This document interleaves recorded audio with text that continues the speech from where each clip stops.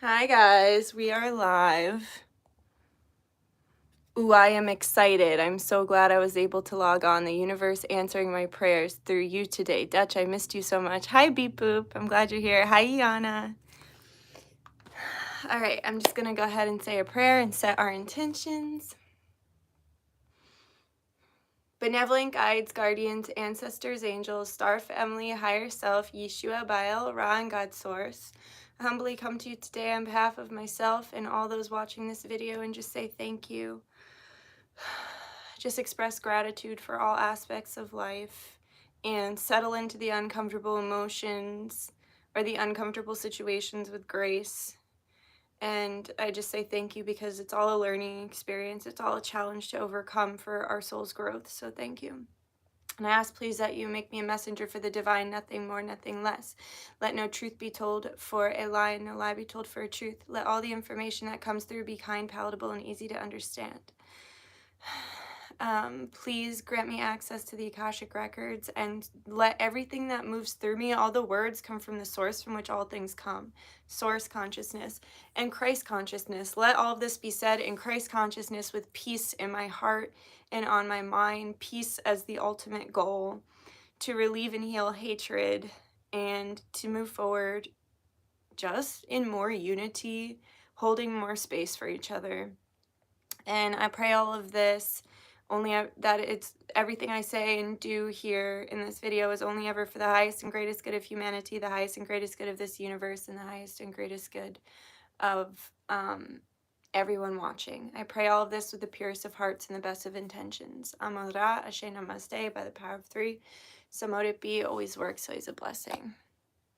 Hi. Yes, I feel your energy. It's strong and determined.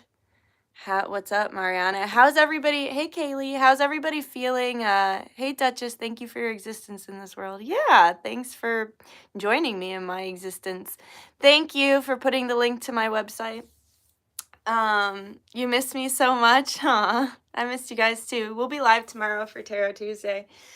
I just have like some heaviness on my heart today that I wanted to share in a video, and I also want to do a fire ceremony tomorrow because it's just, I'm already sick this year. No, don't be sick. No.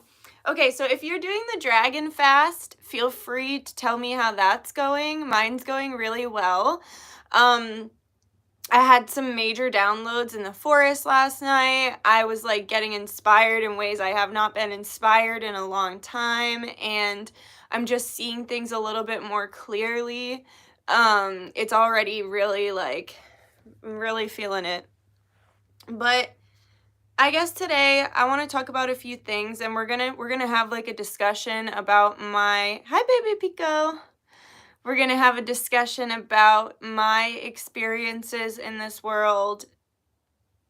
I just want to say everything I'm saying is coming from a place of what I've experienced in my personal life, the traumas I've experienced, the systems I've experienced through the lens of the person that I am. So like my experience is not going to be the same as the person next to me for many reasons and factors.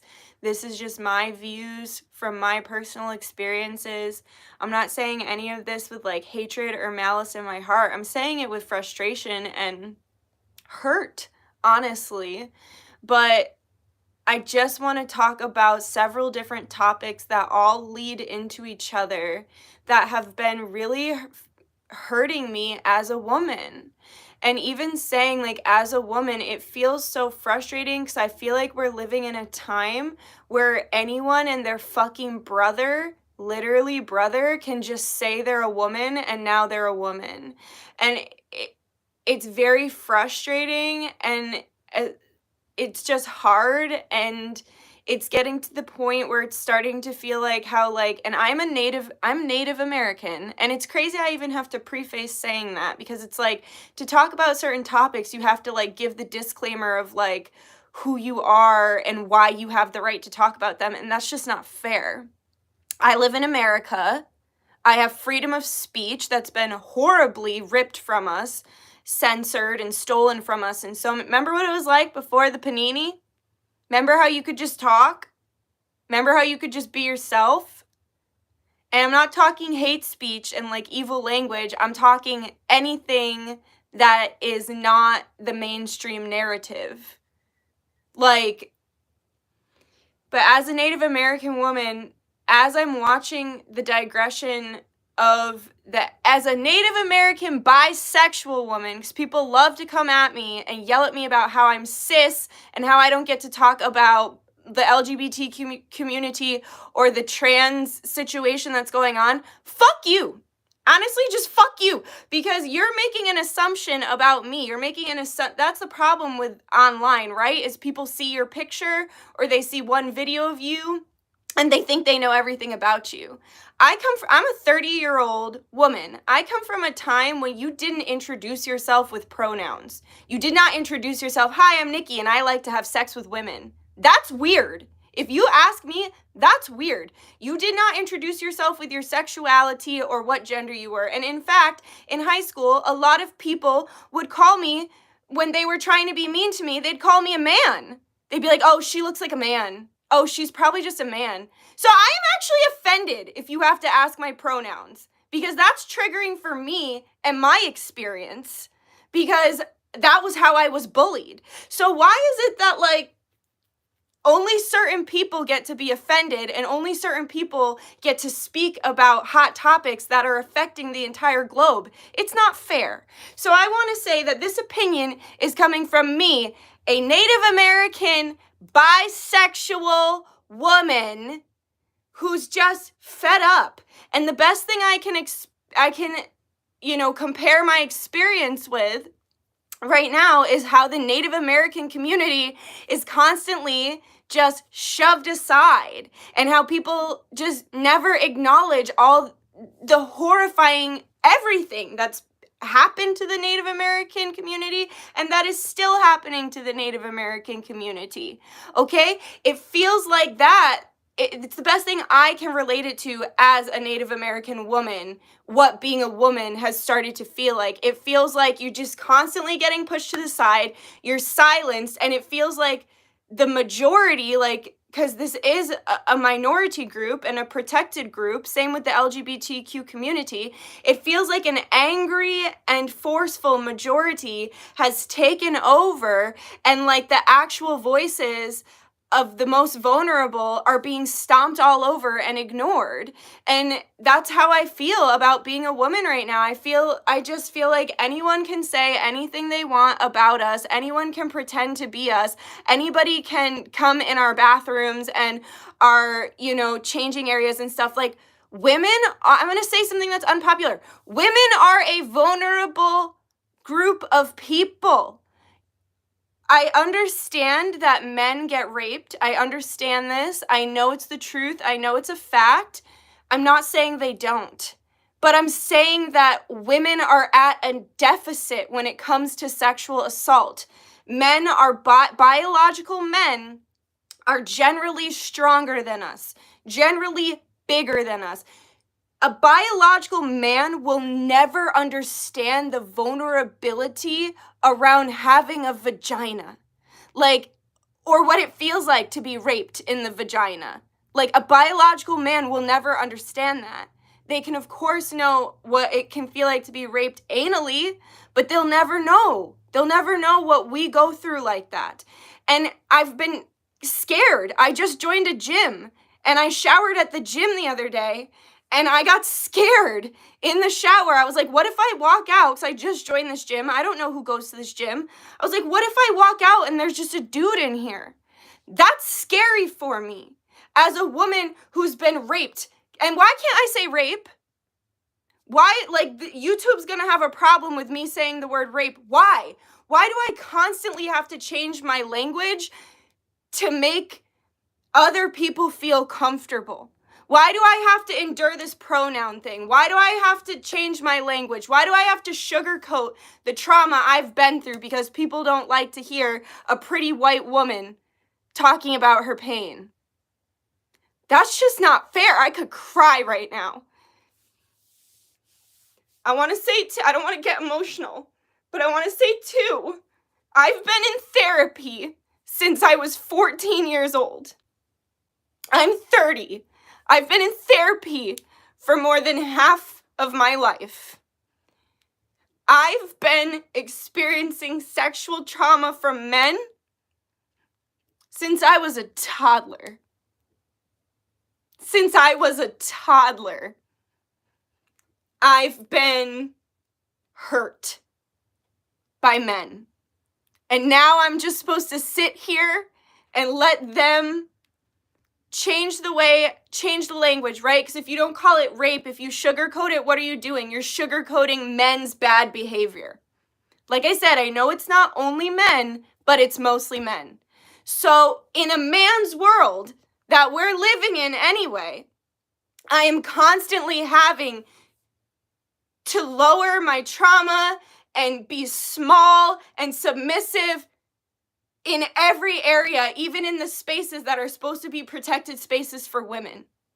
The fact that you can just say you're a woman and end up in a woman's shelter right now, possibly a rapist or violent, and you can just end up in a safe, protected place for women because you say I'm a woman, I'm horrified. Especially as a survivor of domestic abuse, a 3-year-long domestic abuse relationship that nearly killed me multiple times. Every time I tried to run and I'd be in the hospital, I'd call a woman's shelter, no space. This was back in like 2016, before this surge of trans obsession. No space over my entire state. No space for a woman in need. But they're gonna make space for an actual predator and rapist to come in to that woman's safe space that doesn't even have safe space for women? You know, I got let out of the hospital one time. My abusive ex was kicking in my door and breaking into my home. My front door was broken because of what he was doing, breaking into my house constantly. And they were like, sorry, there's just no space. We don't know what to do. So what they did was they sent me back home to go get more abuse. Every system is broken. I've been a part of every system. I've dealt with the justice system, I've dealt with the systems to protect women, and I've dealt with the mental health system. They're all fucking broken, and they don't give a shit about women. I'm tired of the world not caring about women, and I'm tired of the world stealing women's rights. And this is something I want to get into more in depth with my own personal experiences and story times that I'm going to share with you on this live. But basically, there's been a gender war that's been brewing. I have felt it because my deep-seated hatred for men has kicked up. And I think that, you know, they subliminally trigger us in so many ways, through the internet, through the news, through entertainment, through media, everything. We're constantly being subliminally triggered to believe and think certain things, right? And I felt this gender war kick up for at least the last 5 or 6 months, if not the entire all of 2022. And I just want to get a handle on my emotions and my feminine rage. That's why we're going to do a fire ceremony, because I'm tired of hearing about it. I'm tired of investing myself in it, and I'm tired of getting dragged through the mud all the time simply for being myself. And so we're going to talk about some things and some of my perspectives and some of my opinions that are not popular opinions. And I want to say, you are more than allowed to disagree with me. That's why I said at the beginning of this, we all have our own experiences and personal view through which we see the world, right? And I'm not here to change your mind. I'm not here to make you think the way I do. I'm simply here to share my opinion. This recent realization I've been having as well has had me wanting to remove myself from social media as a social outlet. So I'm going to be continuing my YouTube, obviously, and throwing myself into my work on this outlet, but I will no longer really be engaging on Instagram. I deleted my TikToks, even though they were both viral. I just deleted them because you know, that law just passed in Congress that, like, I don't know if it was Congress, but a law just passed that if you work for the government, you're not allowed to have TikTok on your phone because it's genuinely spyware And I was like, that's enough for me. Fuck the like, what is even being viral anyway? Let's really break that down. What is a virus? A virus is a parasite. A virus is something that takes advantage of a host, right? And so when you're viral, you're attracting humans from all walks of life. Some like you, some hate you, some want to troll you, some want to fuck you, some want to yell at you, some want to dump their shit on you. It's a virus. Going viral is a virus. It's not doing anybody any favors. All it's doing is putting all these eyeballs on you, so now all these people in the world know you exist, so every single one of them can give you their opinion on how you should be living your life, or what you're doing wrong, or how you could do it better. I don't want that virus. I don't want the virus of being viral. I fucking don't. And I've been off Instagram because I realized I had made my page not private for the first time ever. And I realized I kept going viral there as well. And do you know what I kept attracting? On there, I pole dance because I love it. It's my passion. And as we're going to get into, I have a lifetime's worth of sexual trauma. Pole dancing has helped me to regain my sense of self. And it's also helped me to regain feeling safe in my sexuality. And it just destroys my worldview of men even more, because they all come in my DMs making me these gross promises like, oh, I want to love you, I want to take care of you, I want to be sweet to you, I want to date you, I want to this, I want that. Can you take your top off? Can I see your tits? Let me see your vagina. It's just gross to me that we're living in a time where that's acceptable anyway. Being a 30-year-old woman, I grew up in a time when you were shamed if you sent nudes. If you sent nudes, they went around the entire high school and now you're the hoe. Not saying they were hoes, but that's the time I grew up in. And and also as somebody who sees these parts of my body as sacred, and this is not me judging anybody who dances. Like I'm saying, this is my view. This is what works for me. What works for me might not work for you. You might relate to some of it and you might not relate to other parts of it. But that's the other problem right now, is people don't know how to have a conversation with someone who doesn't have the exact same thoughts about everything in the world. And if you don't think exactly like me, fuck you, I hate you, you're a bigot. No, we humans will never be a hive mind. There are plenty dimensions where there are aliens or species or however you believe it that all have groupthink. They have one version of thinking, right? Humans will never be like that. We're born and created to be individual. So if you disagree with me, that's fine. And I welcome you to disagree with me. But for you to be like, oh, I just can't wait to get to know you, and I'm going to be your boyfriend, and I'm going to be kind to you, and I'm going to be this, and I'm going to be that, but just show me your tits. No, my tits are sacred. My yoni is sacred, and it's mine. And I just don't go flashing it around to anybody who sells me a pretty lie. And then to me, that's predatory. Back in the day, if you told somebody, I'm going to date you, just have sex with me, that's coercion. And it's still coercion now, in my opinion. And it's also incredibly insulting that these men think I'm that dumb. That they think I'm that stupid and that desperate that I'm like, a man will love me? Let me send him my boobies. No, I'm not dumb. I'm not falling for your tricks. And so I just kept getting DMs after DMs after DMs. And I said, fuck this. I'm putting my page on private. And you know what else happened? I need to take a moment to chug. 1 second.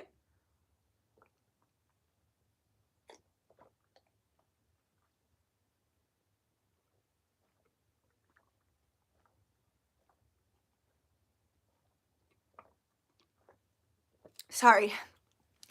I have to drink a lot of water when I get mad. Excuse me, so I don't get sick. Because now my emotions are manifesting as illness. When I get too angry, I will get a sinus infection or a UTI. And so that's another reason why we're doing this ceremony. Because I just want to be done. I want to be done with it. Let me get some more water.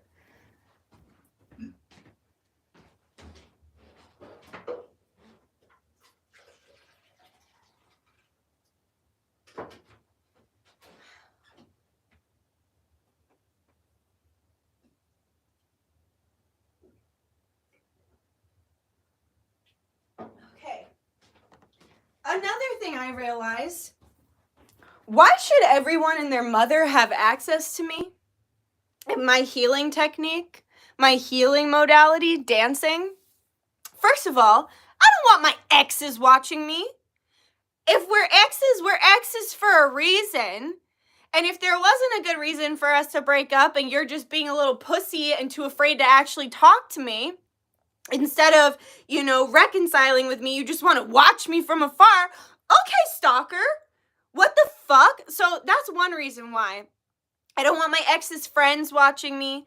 I don't want, it started an argument in my family. One of my family members was like showing all my posts to my dad, and then my dad went nuclear on me and was like, "You're pole dancing on the internet." Like it's something new. He knew I pole danced on the internet, but my family member had to go out of their way to be gross and creepy and weird and perverted and say, "Hey, do you see your daughter's doing this?" And it started the fight all over again. And so that was another thing. I don't want people from high school who I didn't like then and who don't like me still just lurking. I've had multiple stalkers in my life. Like, I'm starting to realize there's nothing safe or healthy about social media when used in the way that is pushed by the mainstream narrative.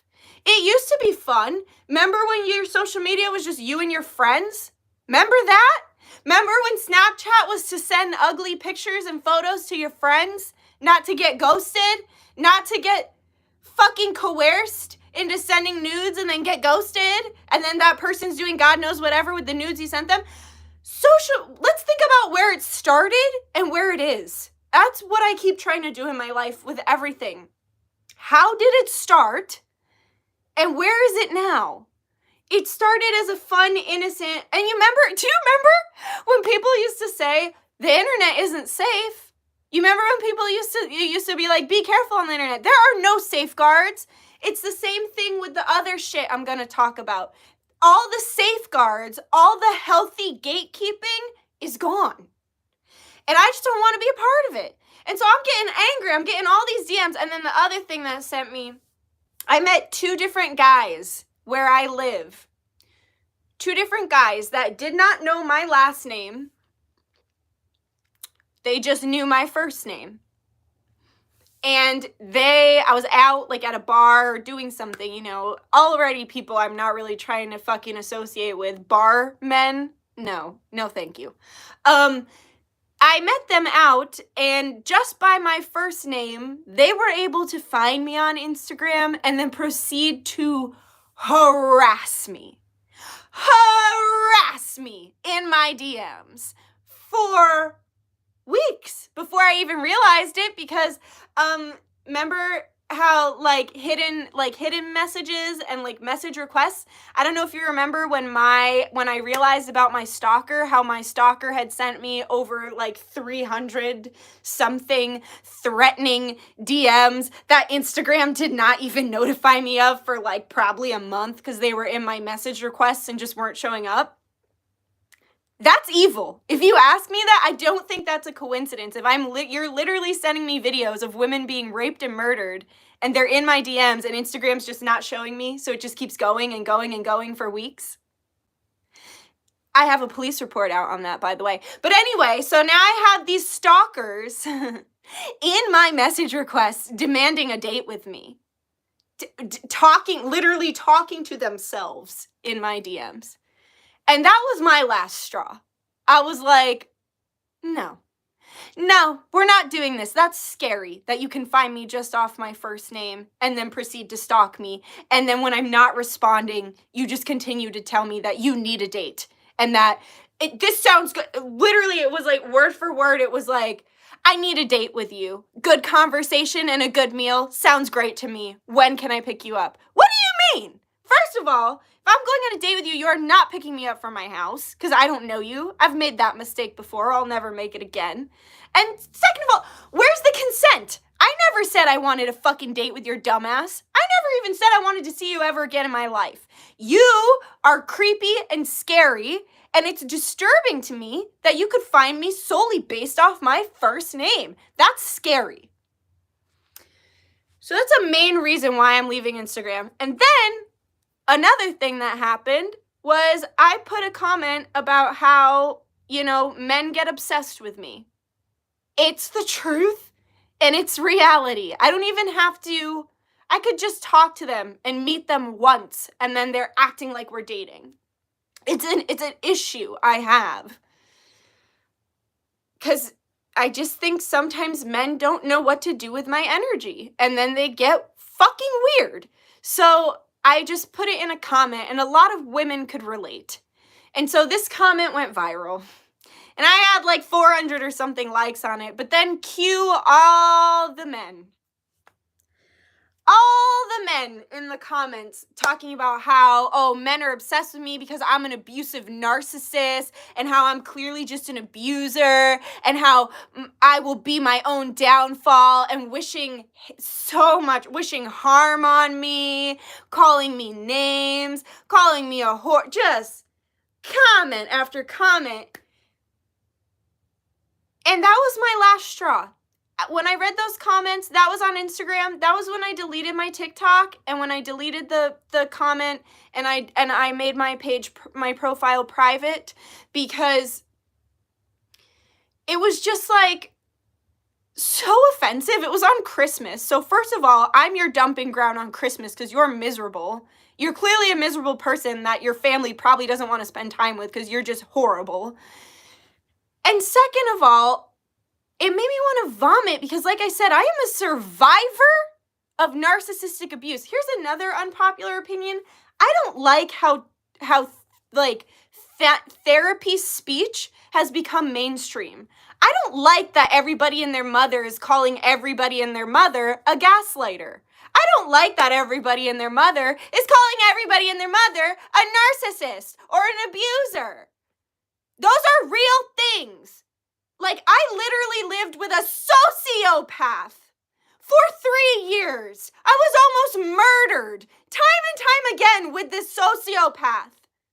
On top of a million other things they did to me that were horrific and traumatizing and horrible for me and society in general. And you want to see one comment I put about how men are obsessed with me and you want to get obsessed with me over that comment and call me the very thing I survived? No, I don't consent to that. I do not fucking consent to that. I don't fucking consent to that. I just don't. I'm not doing it anymore. You think from one comment and seeing my face in a picture you know me? No. No. Dude, most people don't even know me. Some of my best friends tell me I'm the most secretive person they've ever met. Yes, I wear my heart on my sleeve. Yes, I'm an open book. Yes, I am open, honest, genuine, and raw. But there are pieces of me and sides to me that no one will ever know. Because I'm wounded, I'm traumatized, and I'm protecting myself. And it was just so hurtful to be accused. Like, it just goes back to what I was saying. It's another way of hurting women. I'm so tired of women being the butt of everything in society, the butt of everybody's bullshit. I'm tired of being the butt of all these unhealed men's mother issues. All right, so that was a huge tangent already, and I'm going to get even deeper. This is like one of my old lives, like the lives that used to get taken down all the time. All right, I'm going to start looking at the comments.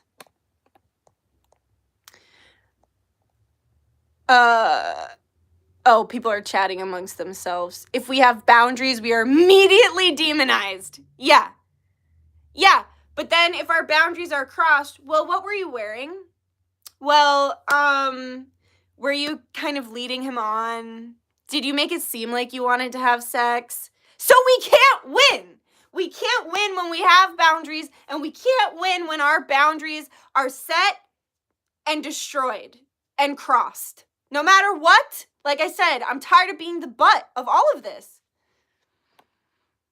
Rant, baby. Thank you.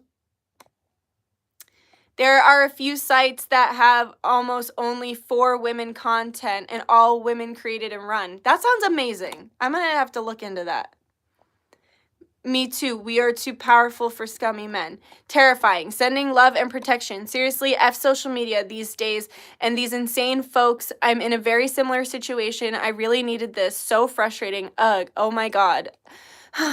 I'm not happy you can relate, but I'm happy to create a space where we can relate to each other in this way.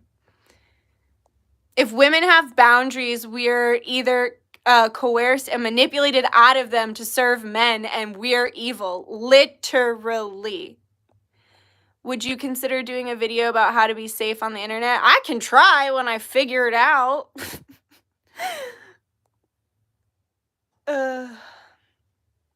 All right, let's see. Yeah, porn is that's a whole different live that I would have to do. I'm really confused about porn because I thought I wanted a man who didn't watch porn. I gave up porn years ago because I'm going to be really candid and honest. I got addicted to lesbian porn. I was like watching a lot of that's why like it's so annoying when people have the nerve to call me like just cis and white and privilege. It's like, shut the fuck up. Like, I've been through my own struggles. I like have my own, back when I was in high school, that's gay was a saying about something that you thought was dumb. And then I can look back and remember having crushes on girls in like middle school and high school, but not realizing they were crushes because it wasn't a thing. And that's another thing, like I'm fine with that. Like I just think that it shouldn't be taught in school. I think everyone should be open and just recognize that it is what it is. And I think, people should be free to date same sex in high school and middle school, even if they're really like kids aren't really dating in middle school. I would hope not. But I think that's all I want to see. I just want to see a future where it's open like that. I don't want to see a future where it's shoved down everybody's throats and you have to do this or you have to say that or you have to learn this. It's not the place of the school to be teaching children about sexuality. It's just not.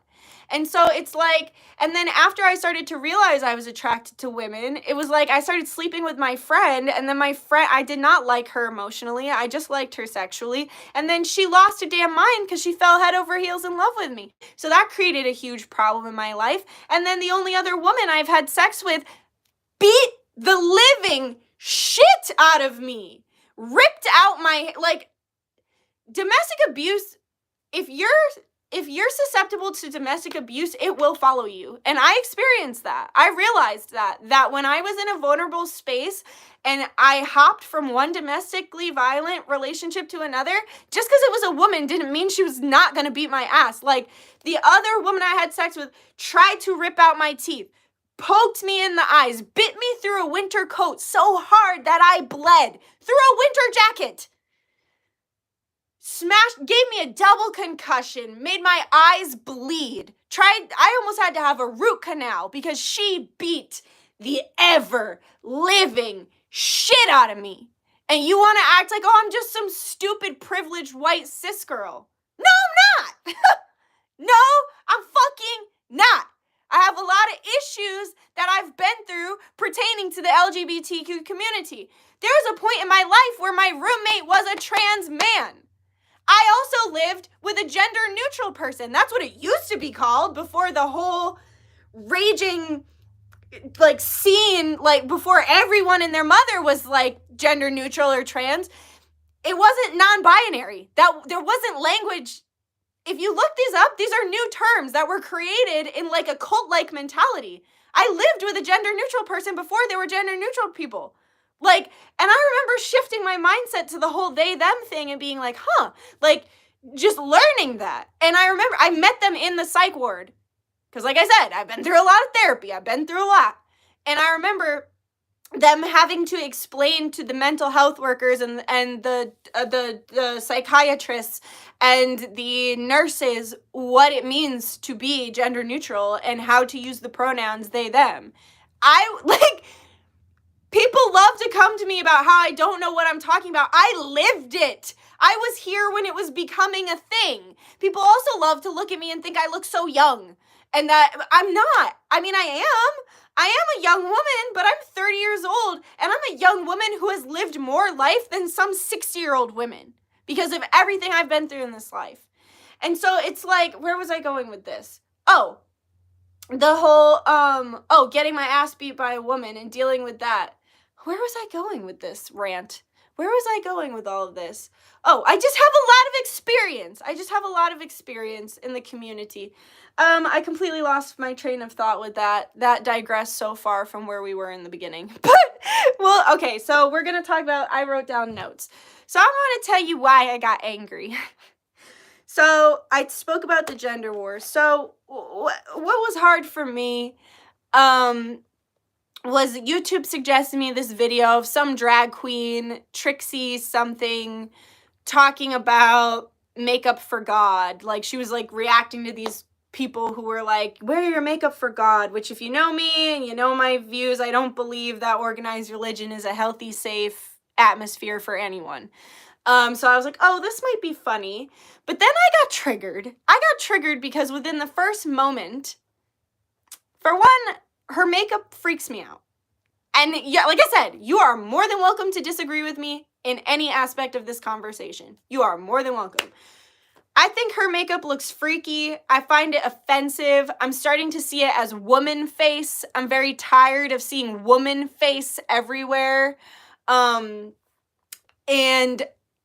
I just feel like what it means to be a woman has been turned into a very ugly caricature and cartoon version of what women are generally, actually, authentically experiencing. And so I don't like it. I don't like it. And so I saw her and I was like, all right, let's see. I'm going to try. And then she had the nerve to say she has a best-selling book called What It Means to Be a Modern Woman. And that just fucking sent me over the edge, because how is fucking clown face, woman face, wearing a silicone boob suit, how is she gonna tell me what the fuck it means to be a modern woman? Everything I just fucking ranted to you about is what it means to be a fucking modern woman. To be pushed to the side, to be scared to walk alone, whether it's day or night, to be afraid to go into a public space where you might be naked because you could be vulnerable and you could be raped. To not know which friends you can or cannot trust to be rapists or to have ulterior motives. To have all these men in your DMs telling you they're going to take you out whether you like it or not. And I'm not saying that this Trixie person might not have some overlapping experiences to me, but shut the fuck up, you stupid bitch. You don't know what the hell it means to be a woman. You are a man. You are a man dressed as a woman, and it's not even like this person's a trans person. They're a fucking man masquerading as a woman with a best-selling book about what it means to be a woman? Huh? What? Come again? No thanks. Fuck you. Fuck you. You'll never know what it's like to have a vagina. You'll never know what a yeast infection's like. You'll never know what bacterial vaginosis is like. You'll never know what it's like to have ovarian cysts. You will never know what it's like to have a period. You will never know what childbirth is like. You will never know what breastfeeding is like. You will never know what it's like not knowing if you can produce enough milk, the pain of your child latching, feeling inadequate or insecure because you can't produce enough or you can't take the pain. These are not things that you will understand. You do not get to tell us what it means to be a modern woman. Because all those things, not every woman is going to have those experiences, but those are all experiences that go along with being biologically female. Okay? So fuck you, Trixie Clown Face. You don't fucking know what the hell it means to be a woman. And fuck your fucking best-selling book, stealing space from actual women, stealing sponsorships and money and space in this world. Just a man wearing fucking woman face, stealing from women, like always. Only it's even worse because you're insulting my intelligence trying to pretend you're a woman. It's just disgusting. It disgusts me. And then let's talk about fucking Dylan Mulvaney. You are a biological. I understand he's I want to talk about something. There's a difference between trans women and women. I'm not saying that trans women cannot understand what it's like to be a woman in society and integrate themselves into society. But what I am saying is there's a biological difference. Everything I just said, they will never know what it's like to have a natural vagina. But you know what? I'll never know what it's like to have a surgically constructed vagina. I just won't. So it's like, there are differences, and these differences need to be acknowledged, okay? And I'm not saying that I don't believe in trans. Like I said, I had a trans roommate for years. I know it's real, and I know the struggles that come along with it from an outside perspective of someone who lived with a trans person with several other trans friends, okay? But I am saying that we are different. We are inherently, biologically different. You know what else? Dylan strikes me in a very creepy way to say he's not transitioning. He's a grown-ass man transitioning to be a girl. Ding, ding, ding, pedophilic. Excuse me? You're a grown man who wants to be a girl? I have an issue with that.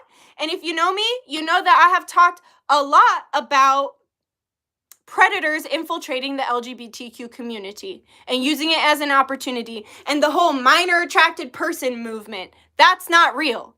Liking children is not a sexuality. Liking children sexually is a disorder, a disease, and an illness, and you need to get help for that illness. Minor attracted people will never be welcome in the LGBTQ community. Minor attracted people is not real. That is not real. Call it what it is, pedophilia. And the fact that I can't even use that, like, YouTube is going to hate this video because I'm using the proper language instead of the language that's been weaponized against us. You know why I have a problem also with Dylan? It's because he has a sponsorship from Tampax. That man has testicles and a penis. He will never have a period. Yet he has fetishized it in such a way that he carries these things with him, claiming it's for other people, for other women he might see that need it. And now he's sponsored. There is yet another space stolen from women. More income stolen from women. More notoriety stolen from actual people who fucking menstruate. And then, for him, and that non-binary person, okay, I'm sorry, I shouldn't say him, for her, I don't want to misgender Dylan, because if Dylan is genuinely trans, then I don't want to do that to them. For her, and that non-binary person, I don't know their name, for them to get a seat on Alta to talk about what it means to be a woman, stealing more notoriety, more speech and influence from women, more money and sponsorship from women, to tell women how the fuck to be women. I'm sick of it. First of all, non-binary is not the same. First of all, you're a biological man, and everything I just said, that. Just take it, copy, paste it. You're a biological man. Second of all, I thought non-binary, I know you can have aspects of both, as I understand it, it's very fluid. That's still not being a woman. Wouldn't you be offended if I was like, I'm going to teach you how to be non-binary? I'm not. So how the fuck can I teach you about something I'm not? And Dylan, you are a trans woman. You're a biological man transitioning to be a woman. And that's fine. I don't have a problem with that. I have a problem with you telling me how to be a biological woman. Because I'm genuinely a biological fucking woman. I'm just so over it. And I've been thinking and feeling these things for months. And I've just kept my mouth shut because people will say, you're a bigot, you're just full of hate, you're privileged, you don't even know anybody, you don't know anything, you're just a stupid white cis woman, and the root of all evil is because of you and stupid cis white men. No, the root of evil is our society. The root of evil is our government that divides and conquers and pins us against each other. I am not your fucking enemy. I'm your peer. So start treating me like it and stop treating me like a fucking piece of shit you're just dusting to the side. I'm just over it. I'm just over it. Okay, so I see the comments are going off. I bet he doesn't even know what toxic shock syndrome is, LOL. Literally, just another thing he can't relate to. He probably never even heard of it until he read the packet when he was buying tampons for his non-existent period. I will never condone that. They just use different words to sugarcoat the ugly truth. Amen. And profit off it to boot. Literally. Like, can we just be real about it? Right? Like, why am I living in opposite day clown world? It's like, the panini happened, and now it's like nobody can be honest about anything because everything's a lie, right? Everything's been a lie since 2020 started, and they are desperately forcing and shoving forward in their lies and forcing these lies and narratives down your throat and doing everything they can to hurt us. Whether it's physically, emotionally, spiritually, financially, they're doing everything they can to destroy and hurt us under the guise of, it's all for you. It's for your health. It's because, you're just so, we're educating you because you're privileged and dumb. So we're going to teach you how things really are. No, bitch, I'm telling you how things really are. Ooh, time to chug more water.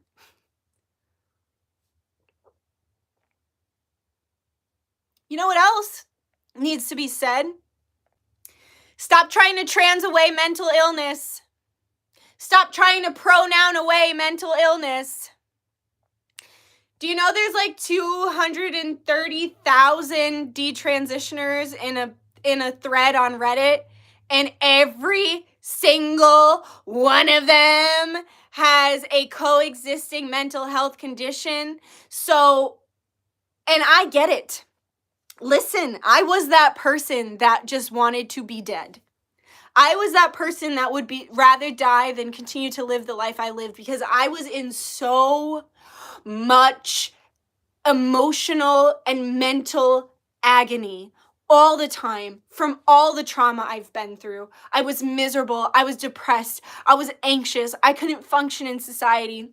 I would act out in ways that were not true to my heart. I was hurting myself physically and in every way, and I was hurting the people I loved, and I was desperate. I have probably I think I have at least 15 or 16 diagnoses in my folder from all the mental health I've been through because they couldn't figure out what was wrong with me. And that's the other thing about, I'm very tired of people self-diagnosing. Very tired. Every diagnosis I've ever gotten in my life came from a doctor, okay? Every diagnosis I've ever gotten in my life came from a professional, okay? And I've had to go through that system that has failed me time and time and time again, just like every other system. Very tired of people just deciding that they're bipolar or deciding that they're autistic because it's an aesthetic they're going for. Like that girl that pretended to have Tourette's when people suffer every day with genuine Tourette's. It is so insulting on this side of the coin, on the side of the coin that's been in and out of the psych ward. That's the other thing. I'm just trying to be more open about my mental health past because I'm tired of being treated like I'm crazy or like it needs to be a dirty little secret. No, I made huge sacrifices in and out of the psych ward trying to save my own life because the doctors couldn't figure out what was wrong to save me. Do you know what ended up happening? I ended up having a good therapist who said, you have so many diagnoses because you have CPTSD. Complex PTSD, which means rather than having PTSD from one single upsetting instance in your life, you have it from several different instances that all that were all different kinds of trauma, right? So I have trauma, like I said, from the age 2 on until probably 2020 when I got re-traumatized by fucking COVID. Well, I was good probably until like 2018 was when I finally started to get on a good track, and then I had like a solid 2 years of like good things and no trauma, and then 2020 hit and I was like, here we go, back on the merry-go-round we go. Like, what the fuck? So I have complex PTSD from horrific, traumatizing situations that happened my entire life. And so these different situations elicit a different response from the brain to keep you alive, because literally my lizard brain is just all the time. The part of your brain that comes online when you are traumatized is the part of your brain that's like fight, flight, freeze, or submit, right? And sorry, I got a little distracted. But so my brain, it kicks on these different other parts of my brain that I start ending up acting out in different ways that look like different diagnoses simply as a trauma response.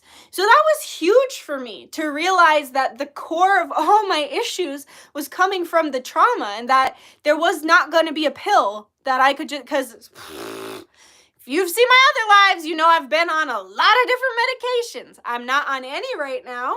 Other than if I have to take something for like a physical illness, like, antibiotics or things like that. I'm not on any mental health medication anymore because they realized that's why it wasn't working. Because there's no pill you can take for PTSD. There is no quick fix. I saw they're trying to come out with they're advertising doing tests and trials on a vaccine for PTSD. Huh? What? That's the biggest lie I ever heard in my life. You cannot shoot your veins with something and then magically all your trauma in your brain is gone. That's a lifetime's worth of work of creating new channels in your brain, new neural pathways, a new way of seeing the world, a new way of living your life. Like, that is a lifetime's worth of work. And they're taking advantage of people who are in so much agony, which is like everyone right now since 2020.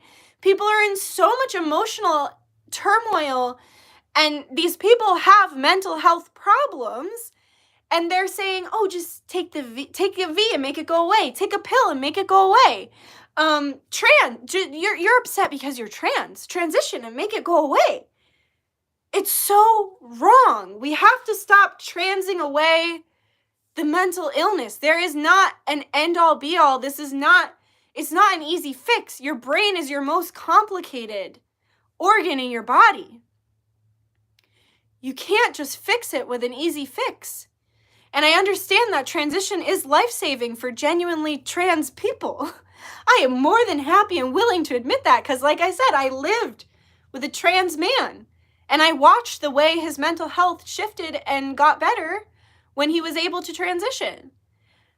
However, he also had a lifetime's worth of trauma since he was born.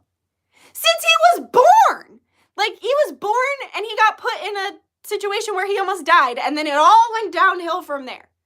So transitioning fixed one part of his brain, or aided in fixing one part of his brain, but there was a lot of other stuff that needed to be dealt with, right? So we got to stop transing away the mental illness, stop transing away the gay. Like how I was saying, I struggled. Yeah, that's where I was going on that other tangent. How I was like, it's very hurtful to me when people try to say that I'm just some annoying cis white girl who doesn't know anything, because I've had my struggles with the LGBTQ community. I have felt terrible and disgusting for being attracted to women, not because I'm a bigot or whatever. It's because, self-loathing and the way society looked at gay people. I used to cry about how I was like, my life is already hard. I already have a hard life. I don't want it to be harder because the world doesn't accept gay people. The world's very accepting of gay people now. Let's be real. The world's very accepting of the LGBTQ community because they don't have a choice. It's like a protected community that's shoved down their throat at this point. And there's stuff I can get on board with, and there's a lot of shit I cannot get on board with. And so, yeah, I've been through it. and I had my own feelings about being gay and how I didn't want to be. And now I'm coming to a point where I accept myself as I am, and although I would much rather, get married to a man and have children the natural way, if it came down to it and I met a woman that I fell head over heels in love with, I'm not going to stifle myself from being with the love of my life simply because I don't, because I don't want to be gay or whatever. And that's the other thing, is why are people so obsessed with labels? Because, like, I'm bi. I like people based on their soul. But now there's, like, another name for that. Like, there's, like, 100,000 million names. You can't even fucking keep up. Why can't we just be ourselves? Why do we have to label ourselves? And so it's like, don't, I know a lot of detransitioners had fallen into the trap, too, that, like I was listening to one speak about how, like, they thought they wanted to transition because their whole life they got their ass beat for being an F word, like the gay slur F word.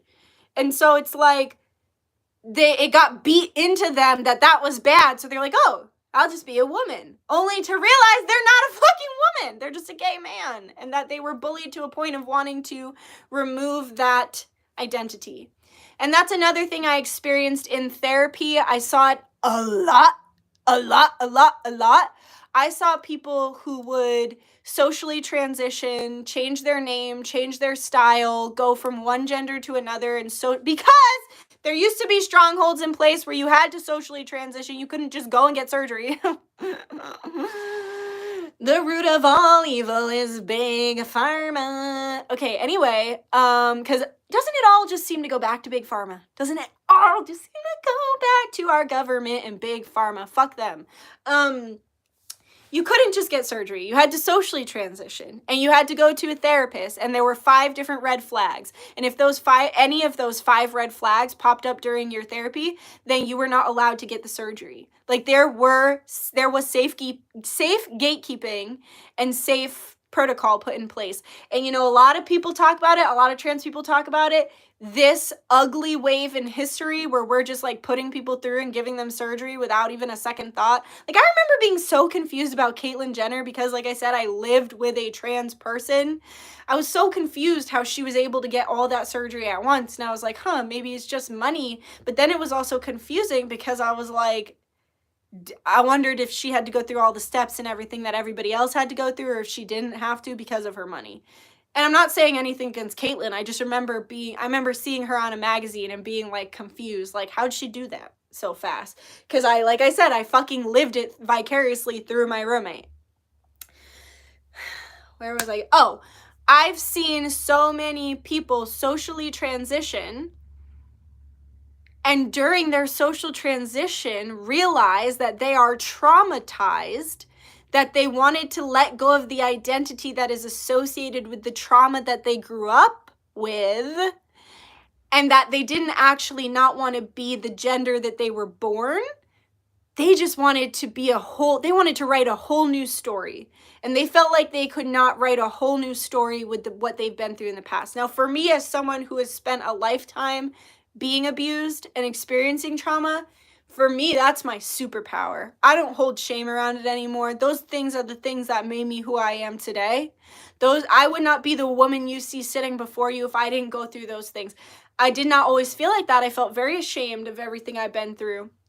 But now I'm in a place where I can take back my power and really, how sad is it to like not acknowledge the version of you that went through all those things? And being someone who's into quantum physics and spirituality, time is not linear. So somewhere down the timeline, that version of you is suffering perpetually in that moment, forever, for all of time. It happened, it cannot unhappen, and it will always exist. But for me, the farther you get down the timeline from your trauma, the easier it is to let it go. That's why people say time heals all wounds, because it's the truth. And so I saw a lot of people who socially transitioned back to their original gender, but choose a new name and then move forward with their new name to create a new future for themselves. And so, yeah, that's where I was going with that, of the stop stop transing away mental illness. Stop transing away the trauma. Stop transing away your fear of being gay. It's only going to create more problems. And I don't have any problem with social transition. I have a problem when someone who has OCD or borderline personality disorder or bipolar disorder gets told, oh, you're feeling all of this because you're trans, and then gets fast-tracked to surgery, and then now that they've had irreversible surgery, they're like, or even the hormones, like there's not enough informed consent around what the hormones are actually doing to your body. There's not enough true factual information because it really hasn't even been going on long enough for there to be enough true factual information on it. And then the true factual information they have, they withhold from the public because that affects their pockets. So I'm just saying, I have a problem with that. I have an issue with that because it's not real consent. It's the same way that a girl's drunk and passed out and you're like, you want to have sex? And she doesn't say yes or no. She just kind of lays there because she's passed out. That's a no, okay? So if you don't have the full story, if you don't know all the truth about very serious chemicals that you're putting in your body, and this is something that I can relate to as someone who was, like I said, on umpteen amounts of like mental health medication, only to find out that no pill was going to help me because the problem I was having is something you can't just take a pill for. Those pills affected my body chemistry. I still get acne and stuff. Like I used to have horrible acne as a kid. Horrible, to the point where I almost went on Accutane, and then my hormones changed and I ended up, my face cleared up. After all the mental health pills I was on, now I have acne again. I have skin problems again because it changed my body chemistry. And it changed my body chemistry in other ways, and if you've heard me talk about it before, it actually affected my kidneys for a short period of time. I had to immediately cease using, like, the pills I was on because I had that's the other thing, is, like, the doctors don't really know what they're doing. They know that certain pills help certain symptoms, but they can't tell you why. I have a problem with that, too. If I'm trusting you to prescribe me a pill, I want you to tell me why and how it works, not just, well, I don't know, I've used it on other bipolar patients and it helps them. Like the amount of anti-seizure medication I was on because of my migraines, and which, by the way, my migraines were caused by a gluten allergy. I took heavy drugs for years and suffered with migraines for years. They wanted to put a big injection in the back of my neck to stop my migraines when it was literally a food allergy. It was a food allergy, but I spent years feeding the big pharma system all my money and hurting my body with medication for something that could be fixed with a simple diet change. And I was on a lot of anti-seizure medication for mental health. And when I'd say, why is it that anti-seizure medication will help somebody with my diagnosis? They would say, we don't know. We just know it works on the brain the same way. We can't really tell you why. We've just seen positive results from some patients. God, they treat you like a fucking lab rat. And so there's not a lot of informed consent in the mental health system. And there's not... throw it out the window if you're in the psych ward. They can do whatever the hell they want with you. I'm going to start doing story times about I've been too ashamed to share my experiences in the psych ward, but I'm going to start doing story times because I've experienced true evils of the world in the psych wards because you are their property. You no longer have rights when you're in a place like that, and that's really scary.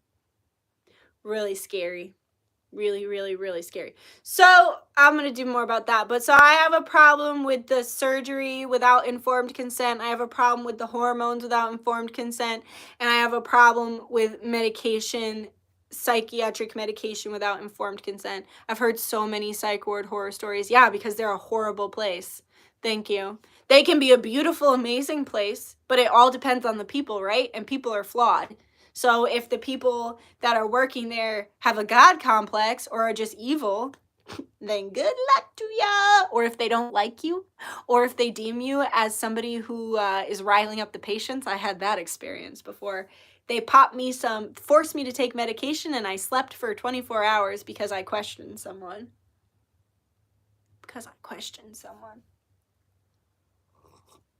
And I said I didn't like their guided meditation because all I could think about was death, because that's why I was there, because I was suicidal, and all I could think about during the guided meditation was death. And so I was like, this wasn't helpful for me. All I did was think more about death. And then other people were like, yeah, me too. Yeah, me too. And then all these people around the room were like, yeah, this wasn't helpful. Like, I'm here because I can't control my mind. And then before I knew it, the lady was like, she left the room. She locked us all in there alone. First of all, that's just fucked up, because any of these crazy people, like, I'm there, I'm a crazy person too, right? But I don't know why these people are there. They could be violent, they could be predators, they could be rapists, and now you've locked me in a room with them, all of us together. And then she came back with 2 nurses, and they forcefully removed me from the room, forced me to take the medication against my will, and then wrote a whole incident report about how I was riling up the patients and how I need to be watched because I could start a riot. Simply because I did not agree.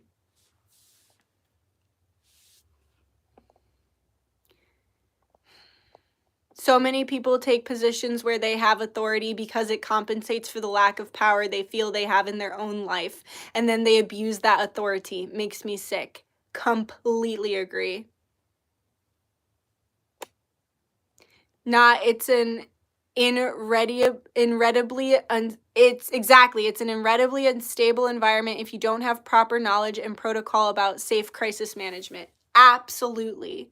Dude, when I went to the hospital after the human traffickers drugged me, the nurses thought I was a drug addict, got very bad treatment. They left me on a stretcher for hours and ignored. That's the other thing, because they put drug addicts in the same psych ward, like people who are relapsing with, which is so dangerous. That's how I met my abusive ex, because I was vulnerable and he was a predator, and they put you together, and it's just so wrong. But I've seen addicts treated horribly. They treat addicts so bad. And then one time they thought I was an addict too, simply because I was prescribed Adderall. I came in with my prescription of Adderall, and I got deemed a lying drug seeker. I got cold turkeyed off of everything, which was really dangerous. I actually lost feeling in my hands for 3 days because they cold turkeyed me off everything I was on, all the mental health stuff, my Adderall. They took me off my birth control. They wouldn't even give me my birth control. It was a male psychiatrist. I'm going to do a whole story time on that one because that was the worst time of my life. And one nurse single-handedly saved my life by admitting about the corruption and saying something about the corruption. And if she didn't speak up for me, I'd be dead. I swear to God, I'd be dead. I was literally telling them my plan to go home and kill myself.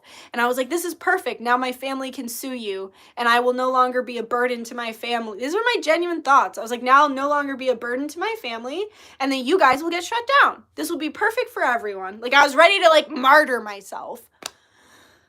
Obviously miserable and sad because I didn't want to die, but still, that was my mindset. And so I got cold turkeyed off of everything and got very, very ill. And this male psychiatrist would not allow me to have my birth control because they couldn't trust me with anything. That's an abuse of power. Birth control that's simply to keep me safe. That's to keep me healthy and safe while I'm having, to ensure me from bringing a child into this mess I'm experiencing in my life. Which just goes back to the whole I'm so sick of men thing. I'm so sick of men. But anyway, and this is no offense to men who are out here not bothering anybody. Yeah, exactly. He was a psycho. He struck me as the kind of person that would be like a Nazi, like one of the Nazi doctors, just experiment. Because then later that same doctor ended up experimenting on a different boyfriend that I had. He ended up experimenting on him for 2 months, on and off all these different medications, because he had really good insurance because his dad was a doctor. And so I'll have to go. That'll be a story time for another day. Okay. So I told you about my roommate who I lived with who was transgender, and I lived with him when he was binding, and I lived with him when he was trying to get approved for surgery. I lived with him while he was like in his actual transition. And let me tell you, if I ever had any doubts, because like I said, it wasn't really a thing back then, like it wasn't like so well known. If I ever had any doubts about whether it was real or not, he taught me how real it is, because I could never imagine him as a female. Like, he was just such a dude, such a dude, such a dude.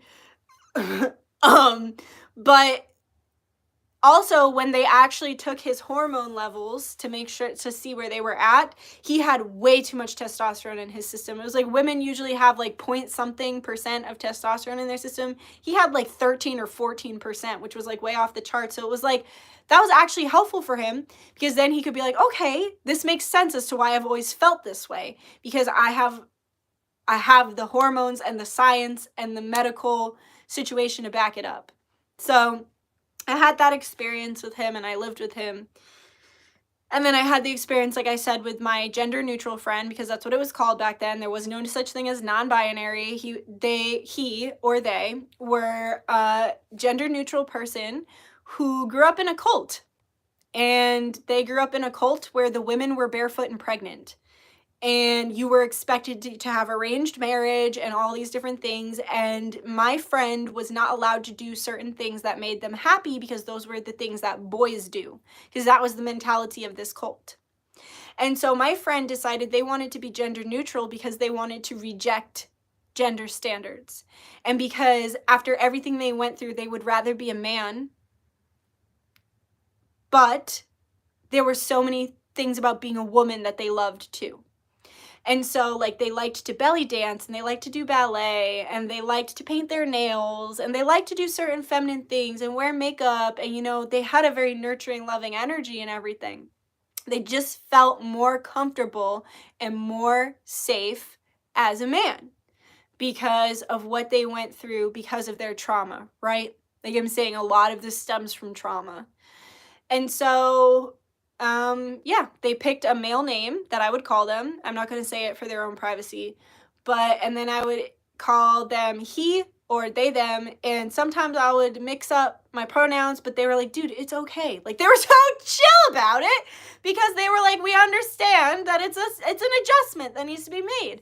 And when I said to them, do you think this stems from, I was like, it's not that I think you just don't want to be a woman. I think you just, you see the way women are treated in society. You see the way women were treated, how you grew up. And I think you just want to completely reject that aspect of yourself. And they were like, they said to me, they admitted, they were like, that's a really, a very insightful observation to make. And I would agree with that. And they didn't want to be pigeonholed into being a man, and they didn't want to be pigeonholed into being a woman. So they just wanted to be a gender neutral, and we were all cool with it. We're all cool with it. Everyone was fine with it. So those are my positive experiences.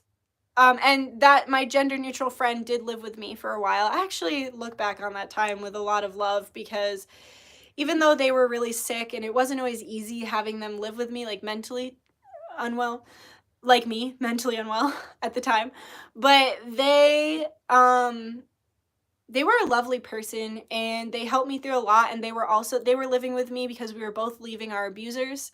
They had an abusive ex, and I was leaving my abusive ex. And so we really helped each other through that time.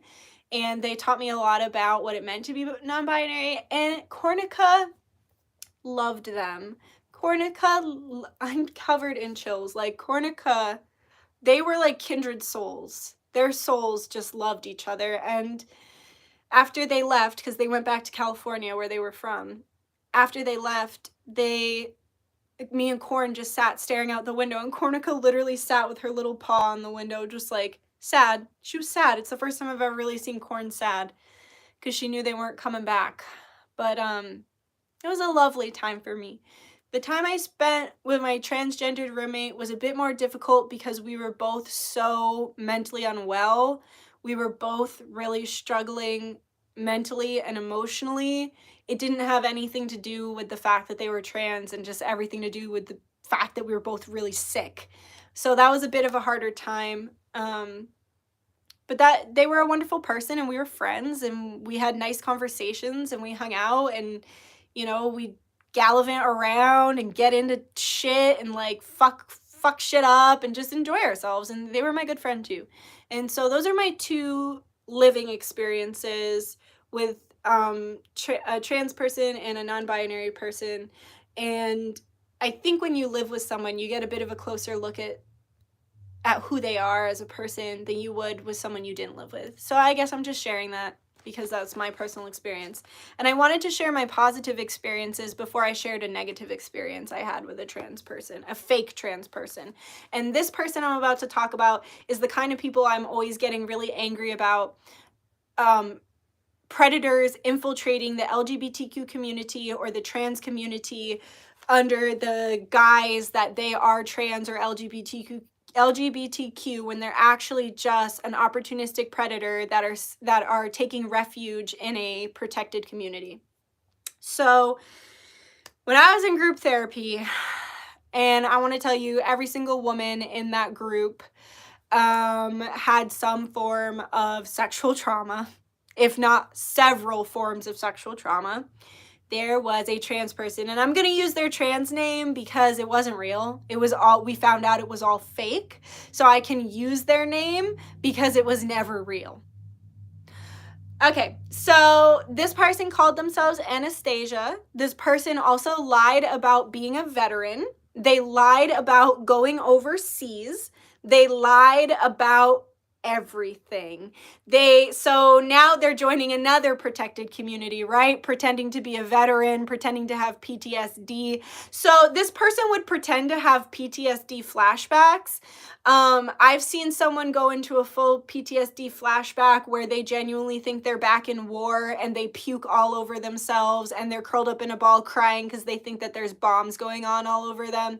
I've had genuine PTSD flashbacks, like when I had to go to the gyno and forced wear a mask, and because she was touching that area, I had a full PTSD breakdown and thought I was back in an abusive situation because I used to get the covering my mouth and my airways while being assaulted.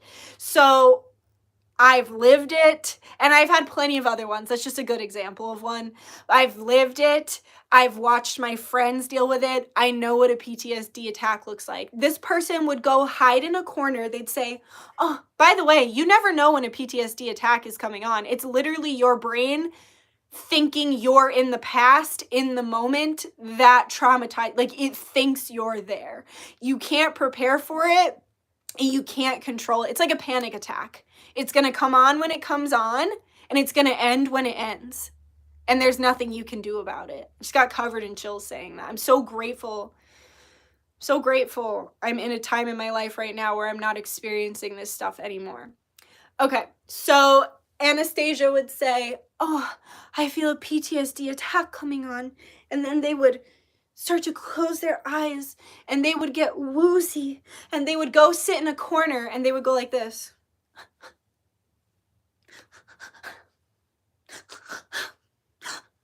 That's literally what they would do. And they'd sit there for like 2 hours because they just didn't want to be in therapy.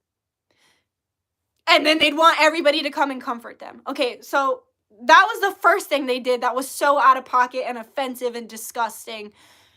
And we all knew they weren't, and we actually had my good friend in the group at the time was overseas in the barracks in Kuwait. And that was one of the main reasons she was there at group therapy. And this loser is going to pretend like he even knows, and I'm going to call him a he because he is a he. He was never trans.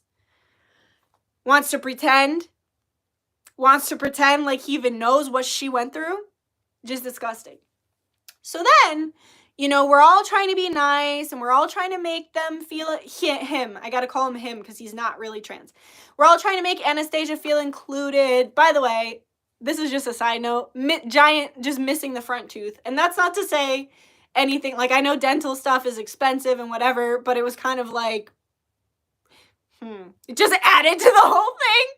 So it's like they dressed completely like a man. He dressed completely like a man, except he would paint his nails, and that was all he did in his transition. And so, but we were just trying to be accepting. We were like, like, not everybody can afford it, and blah, blah, blah, whatever. Just writing off all these red flags. So then Anastasia starts hanging out with everybody in the group. And Anastasia starts getting really close with the women of the group. And also taking a particular liking to a very vulnerable young boy. Like, he was a young adult, but still one of the youngest people in the group. He was very vulnerable, and he was realizing his sexuality. He was realizing that he was gay, and his family was very against this. And so one of the main reasons that he was in group was to work through this situation and figure out how he could deal with this in his family. So Anastasia seems to be targeting the most vulnerable people in the group, right? The women and the young boy grappling with his sexuality. Anastasia was much older than the rest of us too, by the way. Several years older. So, as Anastasia gets closer with the group, all the women start talking and chat. Not me, because no, I could feel the red flags from a mile away. But so anyway, so Anastasia starts texting back and forth with women, and then it gets to a point where the women in the group start confiding in each other about how Anastasia has been soliciting them for sex and sending dick pics. And saying things like, oh, don't you love my big dick? Oh, don't you love my body? Don't you want to just fuck me? This and that. Like, all these things that a genuinely trans person with body dysmorphia would never say. If you have body dysmorphia, you're not flaunting the body that you feel fear and shame around and that you want nothing more than to change. You're just not doing it. You're just not. And so, after sexually harassing several women in the group, they get a group together. There's like 4 or 5 of them. And they get a group together and they feel the courage to tell the therapists. Now, these therapists, they don't kick Anastasia out the group because Anastasia is court mandated there. Anastasia is there because jail put them there. Jail said, you need to serve your time in jail, and then you need to serve your time in group therapy. That's the other huge problem I have with the system, like I was saying. Stop mixing addicts and predators in with people who are simply having mental health problems. If you have to be court mandated to go to a program, there should be a specific program for people who are court mandated, people who are manipulative and who have been through the jail systems and all those other things. They just need to be separated from vulnerable people who are having mental health problems and trauma issues. It's not the same, and it creates a breeding ground for issues like this. Like, the fact that it had to happen to 4 different women before any of them 4 different traumatized, damaged, struggling women who felt like they couldn't come forward because of the trauma that they've been through. The fact that it happened to 4 of them and then finally the power came in numbers, they were like, well, we're not going to kick Anastasia out because then Anastasia will go back to jail. So protecting the predator and putting all these vulnerable women at risk. By the way, this same therapy program, this is where I got my ass beat. Like, everything I just told you, got my ass beat up and down, double concussion, literally had to go to the hospital. They never called the police.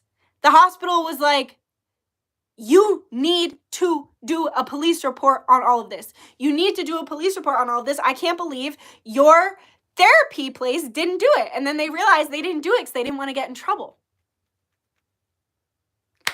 So they coerce these women into saying, we'll just block Anastasia's number, blah, blah, blah, whatever. And Anastasia gets to stay in group as a lying predator. So then Anastasia starts going after this young gay man and starts being very predatory with this young gay man. And it gets to the point where Anastasia, because there was like a bus that would, like a van that would pick everybody up for group. Anastasia's like, oh, I'm getting off with him, and starts inviting himself to this young gay man's home without his consent. And it got to the point where the actual van driver had to say no. Like, the van driver had to stand up for this young gay man and say no. She had to make up a rule. She had to be like, no, I'm not allowed to drop clients off at each other's houses anymore. Which that should be a rule anyway, but it wasn't. And so now the van driver's been put in this bad situation because the therapist didn't take control. So then, here's the worst part. Here's the worst part of the story. I find out why Anastasia's there. Because when somebody's there, I actually went to group with a pedophile and like shared space with a pedophile and was nice to a pedophile because they don't tell you why people are there. That's another thing I'm talking about. Fucking informed consent. Informed consent. I don't want to share space with a pedophile. I don't. You know, I'm a kid that was taken advantage of. I don't want to fucking spend time with you. I don't want to hold space for you. I don't want to let you cry on my shoulder. I don't want to tell you you're a good person. I want you to be fucking somewhere else. So we find out that Anastasia, who's like a 27-year-old man, is in the group because they raped a 13-year-old girl. Brutally, violently raped and injured this 13-year-old girl for how brutal and violent that rape was, got sent to jail, and then got sent out of jail because they were like, oh, I'm just trans.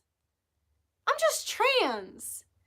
And that's why they got sent to the program. That's why they got sent to the program. Because they just said, I'm trans. I know I'm a rapist, and I know I'm a pedophile, but I'm trans. So they're like, oh, cool, put them in the program. Then they'll finish out the rest of their sentence in the program. So they had a convicted pedophile and rapist, which it's hard to convict people for that shit these days. They had a convicted pedophile and rapist sexually harassing vulnerable women and men in the group and just let it be because they had to finish out their sentence, right? Because they didn't want them to go back to jail because they're trans. Now, here's the next part of the story. So when I got in my car accident, I used to have to walk everywhere because I didn't have a car for a period of time. And I'm walking down the street, and the system is absolutely corrupt. All the systems are. I don't care what system it is. They're all fucked. So now I'm walking down the street, and all of a sudden this large man starts chasing me. And I don't recognize them at all because even though, like I said, Anastasia dressed like a man, they would very much like bringing it back to what I said, putting on woman face. They'd walk around how they thought a woman should walk. They would talk how a woman should talk. They would act how a woman should act. It's all bullshit. It's all just weird societal fucking norms, and it's woman face, and I'm going to keep calling it that because that's what it is. When it's not being done, it's the same thing as appropriation versus appreciation. It's one thing if you're actually a trans person and you actually want to integrate yourself into becoming another gender and, living as that gender. But it's another thing if you're just an asshole and you're just putting on woman face. It's the same thing how I was saying about it feels similar to that feeling of like being Native American and having people like never acknowledge your pain as a Native American woman, never acknowledging your pain, using your sacred clothing and stuff as costumes. And like I said, I'm not for gatekeeping. If you want to use my tools, if you want to use my garb, if you want to use my instruments, and you want to do it with the utmost respect and from a place that's coming of a pure heart, and you want to do it to learn and to grow and to expand yourself, have at it. You are welcome to it if you're doing it in a loving and kind way. If you're doing it in a mockery-like way, or in a way that is serving you in some way to feed your predatory needs, I have a huge problem with it. So this big man comes literally running at me down the street. And I'm like, what the fuck? And I'm like, who is this? And they're like, Nikki! They're like, yeah, absolutely. I think sage is okay. I think if you want to use sage and appropriate energy, this is new. Guys, if you're young and you just joined the spiritual community, all of this gatekeeping around different stuff, it's all new. It's all controlled opposition. Like, back before the internet, this kind of stuff wasn't happening because people get so brave and people turn into fucking assholes on the internet and just say whatever they want. Back when you had to actually go to a store to get spiritual products, there was nobody in there saying, hey, don't you touch that sage unless you're Native American. That's not real. That's not real life. And I'm telling you, when I go to the spiritual stores now, there's not a fucking sage police like, I'm sorry, are you Native? That's just not real life. This goes back to what I said at the beginning. This is why I'm getting off the internet. The internet is a fucking cesspool of idiocy. Absolute idiocy. People are stupid. Okay. Anyway, so this large man comes running at me on the street. And I'm like, what the fuck? I'm scared. And he starts talking to me like he knows me. And I'm like, who is this person? And then all of a sudden, the way he starts talking to me is changing. He started talking to me very masculine at first. And then all of a sudden, he's doing the, and this. And I'm like, oh my God. He looks completely different, by the way. I'm like, this is Anastasia. But Anastasia is dressed head to toe like a man. No long nails, no fake nails anymore. No longer presenting in any way female. Excuse me, just presenting head to toe masculine. And I was like, what the fuck? So now, Anastasia, I don't even know Anastasia's real name. That's how scary that is. That's how fucked up that is. That a predator could come into our group. Actually, we had 2 pedophiles in our groups. We had 3. So we had Anastasia, we had a dude, and we had a female. And none of us knew when it was happening. And we were like having relationships with these people. And they're 2 out of the 3 of them were using fake names. The female pedophile was using her daughter's name. And the Anastasia was using Anastasia. I don't know Anastasia's real name. It was through somebody else finding out their real name and then looking up their charges that we realized they were a pedophile and a predator and a rapist. How dangerous is that? How dangerous is that? You have a predator under a fake name getting close to women and men, like vulnerable women and vulnerable men under a fake name. And so I'm just thinking, how do I get out of this conversation? So I just let Anastasia talk and talk and talk, and then I leave. And then I had told my friend about seeing Anastasia, because we always thought Anastasia was like crazy, but we never, like, and just gross with all their fake PTSD, but we never really knew their charges. And that's when my friend was like, you are so lucky that you were in a public place with them, because I found out their charges. And that's when they told me about the rape that sent them to jail, that then sent them to therapy. And I remember that was the first time I was really traumatized by a trans situation, because I was like, that was the first time I realized that predators were going to start using the community to hide, to take refuge for their evil and predatory behavior. And I just felt like sharing that because it makes me angry and it lives in my core. I talked about the struggles of women. I talked about woman face and how I feel about it. I want to talk a little bit about my experience wearing braids and going along with the whole appropriation and appreciation thing. And then I want to talk about the spell that we're going to do. They always take advantage of the most vulnerable. Exactly. So some of you may know that I had box braids for 3 months, if not 4 months. And I loved them. And I had always wanted braids since I was a small child. I would see girls come into my class with braids, and I just thought they were so beautiful, and I wanted them. And I got a healing with my friend Karen, and she told me that the spirit said I had to get dreads. And I was like, I don't really want dreads. Like, I'd kind of rather have braids. And so I decided to get the braids, but I also was really scared, and I cried because it was right in the middle of like Black Lives Matter everything, and I was like, Spirit, why are you doing this to me? Like, why are you doing this to me? But they said it's because they needed it to be almost like, so people got offended when I said this, but I will call any hair antennas. Your hair on top of your head is your antenna to the spiritual realm.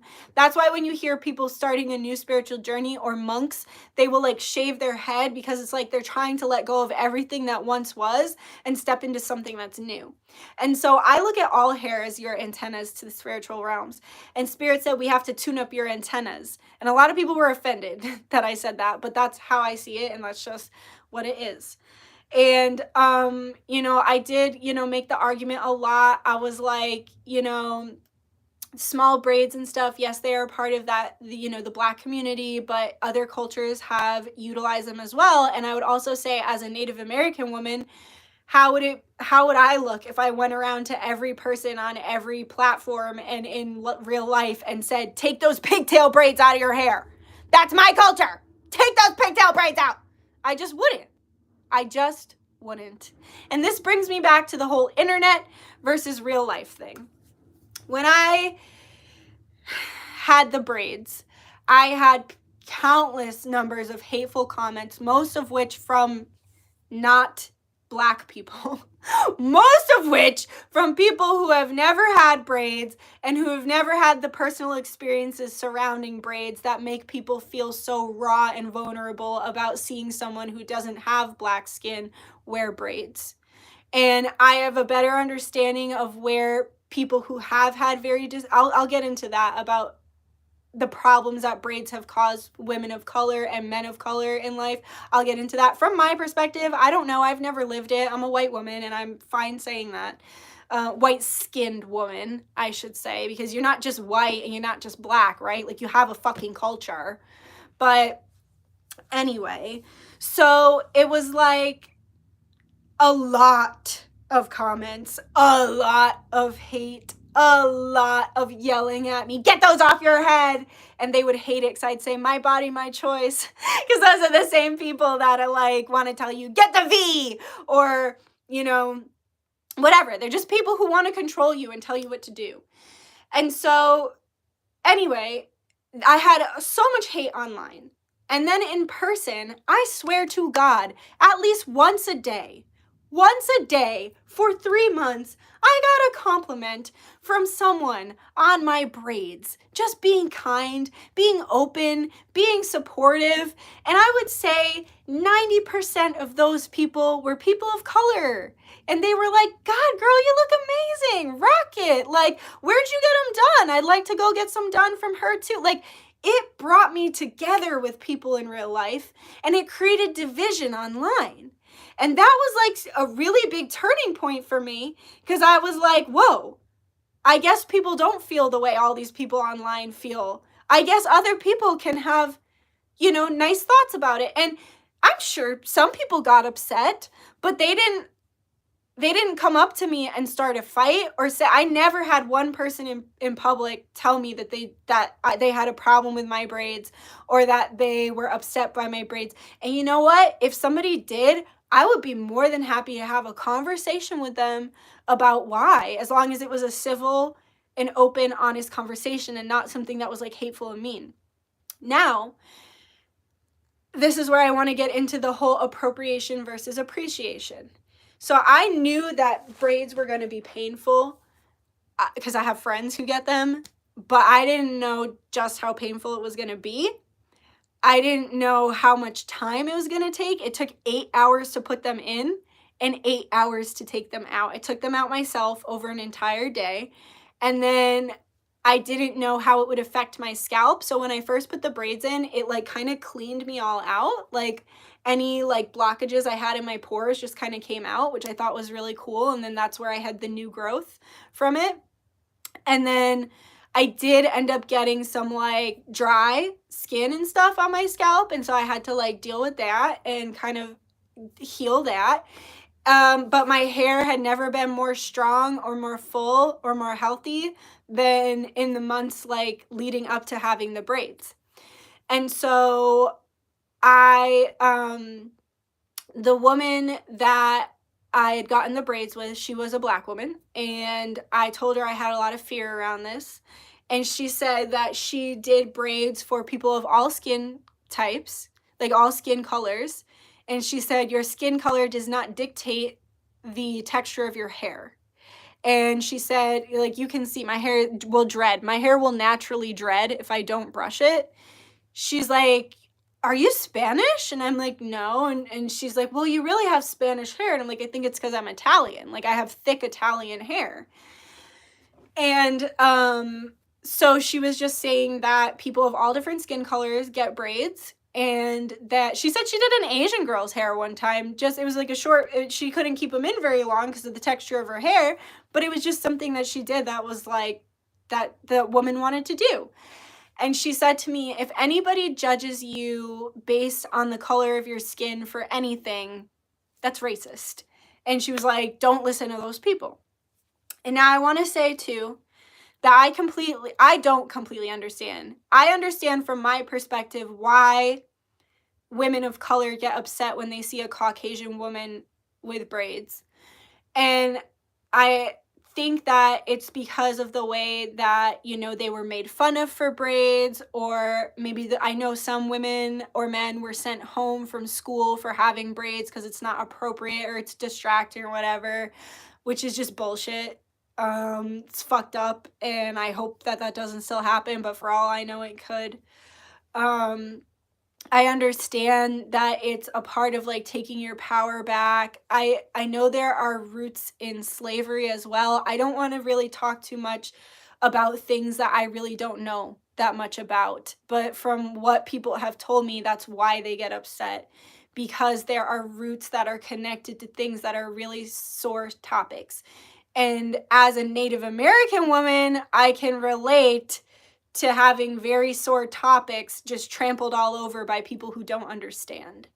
And then this brings it back to what I was saying in the beginning. As just a woman in general, I understand how it feels to have people trample all over topics that are a raw situation, okay? So, like I said, I don't want to talk too much about that because I don't really know enough about it. But I understand why people were feeling so upset and angry with me, but I will never back up speaking to people the way they spoke to me. I will never be on board for inciting violence or hatred on someone simply because they're doing something that you don't approve of. I will never be on board for calling people names or creating a call to action to threaten and harass people based on them doing something with their body that you know nothing about. You don't know anything about my hair. You don't know anything about my scalp.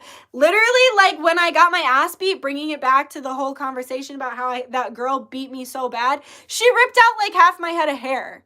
You don't know that. You don't know that that's part of the reason too why I'm doing the braids, to get new growth from what I went through. Like, you just don't fucking know me. So shut up, you know? And it's like these people, they don't want to have a conversation. Like I said, if anybody wanted to have a real conversation with me, I'd have it. But there's a way to talk about this stuff, and there's a way to just yell at people about it without wanting to resolve anything. And so that was my experience with that. And you know what? It did give me more of an appreciation, because now I know what people go through. Like when I see someone with dreads like down to their knees, I'm like, damn, they got a strong ass neck, because that's heavy as hell. Like, it just, I get it on a different level. Like, if we want people to understand us, why wouldn't we provide the space for them to have that experience themselves? So since I had the experience, I understood how expensive it was. I understood how time consuming it is to put them in, and how time consuming it is to take them out. I understood how much effort goes into keeping them nice. I understood how many things have to be put in place to keep your scalp healthy. I understood the benefits, and I understood the struggles from my own personal viewpoint, because I actually lived it. How can we expect people to really understand where we're coming from if we don't allow them the space to walk in our shoes? And so I think I have even more of a respect for braids now that I've had them, because I understand all the sacrifice and pain that goes into having them. And when I see a little girl with her hair braided, I'm like, that is a strong little girl that can take the pain and can sit still for that long and can, take care of them. Like, it's just different because I see it from an experience of having lived it. And now I can have more of an understanding and appreciation for it.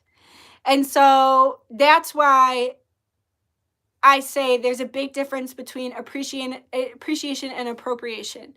If you are wearing braids and you don't care whose feelings you hurt, you're not willing to hear people out, and you're doing it as a mockery or as something hateful and hurtful, well, fuck you then. Fuck you. But it's the same thing I would say if someone was wearing a Native American headdress and was acting a fool. It's the same thing I'm going to say about these fucking woman face clowns that are a caricature and mockery of women. There is a difference between doing it in a respectful way and doing it in a fucking way to take advantage of a confused society and incite hatred and violence and hurt and to trigger people. There's a big difference. I have to pee and then we're going to talk about the spell, but you rock, Duchess. Thank you. Girl, I was just wondering if you were part indigenous because you remind me of my cousin. Thank you, because you know, that's one of the biggest I am not welcome in the Native American community because people look at me and they think I am a white-skinned woman masquerading as a native, but I'm Ramapo Native American. Those Native Americans are from New Jersey. Like, I am Ramapo Native on my mother's side. And so it's honestly, it's just so hurtful because like that, I understand it though, that community is so raw and just trampled on all the time that they don't hold space for someone like me. And so I don't really have support from the community because they don't really think, they just attack. And so it is nice when people can see the native in me and not just like write me off immediately. And that's kind of how I feel about, you know, it's just how I feel about protected communities in general, I think. And like I said, speaking from the space of being a woman and a Native American woman, I think that community is so full of anger and rage and hatred, and they're so raw because of everything, because of the lack of acknowledgement of everything that they've been through. I think the same can be said about Black communities or Spanish communities, or even like I was saying in the beginning, women. Like, I am full of this feminine rage because I'm not getting the acknowledgement that my trauma and pain deserves or requires. And so I can understand why these communities lash out, but it's up to us to create the open dialogue and to speak our truth and to start coming together instead of constantly fighting each other. And I just stopped really posting about, because I was like posting my Native American fire ceremonies, and I was posting some stuff on Instagram, and all it ever did was incite the hatred of the Native American community onto me, and it didn't do me anything good. And like, that goes back to everything I was saying about the internet. I've never really I met one Native American woman when I was in the psych ward, actually, and she promised to take me to a powwow, but she had a lot of problems and addictions, and it didn't end up working out. But I've only met one Native American person two. I knew one when I was a child. My dad had a Native American employee, and I thought he was so cool. My dad had a garden center, and his name was Hiawatha, and he rode his bicycle to work, and it had a basket on the back. And I remember he was so nice to me, and he had like the long, shiny black hair, and I thought it was beautiful. And I was probably like 2 or 3, and I just, you know, not really spend a lot of time with him, because every time I did, I'd be with my dad. But I just remember he was always nice to me. He was always very sweet. And I remember always watching him ride away on his bicycle with flowers in the basket. And I remember thinking, like, that is so pretty and like just so gentle, like such a gentle thing to see a giant Native American man riding his bicycle with all these beautiful flowers in the back. But I don't know any natives. I don't have any living native relatives. But the natives I have met, they don't yell at me like the people online yell at me. They don't call me names, you know? It's just not like that. And so, yeah.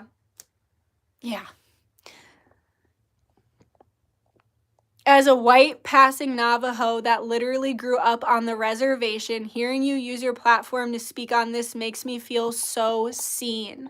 When I was in school, people asked me to prove I was native by saying pizza and hamburger in my native language, and I was like, what the fuck? Dude, beep boop. Thanks for feeling seen, and thanks for making me feel seen, because I made a video about this before, but I had deleted it because I got a lot of hate comments. But it's like, there's just no space in the world. I got a lot of supportive comments too. There's just no space in the world for mixed people because we're so focused on segregation and labels. When you're bi, right? Like, people see you dating men and then they make an assumption that you're cis. It's kind of like mix, right? It's like a mix, whatever, that's different, but still, it's kind of like mixed. When you are white presenting Native, when you are white presenting African American, when you are white presenting Spanish. My cousin is Peruvian, and she's very like light skinned. And every time we'd go somewhere and she'd start speaking Spanish to people, they would all say that. They'd say, "You're so white." She'd be like, "It's just how I turned out," because like her dad's Jewish. And so it's like, she just experienced so much hatred and segregation for being a white Latina woman. And it's like, I just had a discussion with a lot of people in the comments about how there is not space in this world for mixed people. You're either too white for whatever, like the Spanish community, Black community, Native community, or you are too Black, too Spanish, too Native for the white community. And it's like, people don't accept you there. It's like, I'm very sick of living in this time where there is no middle ground, there is no gray area, and there's all these labels and segregation under the guise of being progressive. It's literally like the opposite of the truth. People are locked into victim mental and entitlement and want to place blame on their misery rather than deal with their own trauma. That's a part of the equation, not the entire, obviously. I agree. And people are scared to talk about it. I agree as well.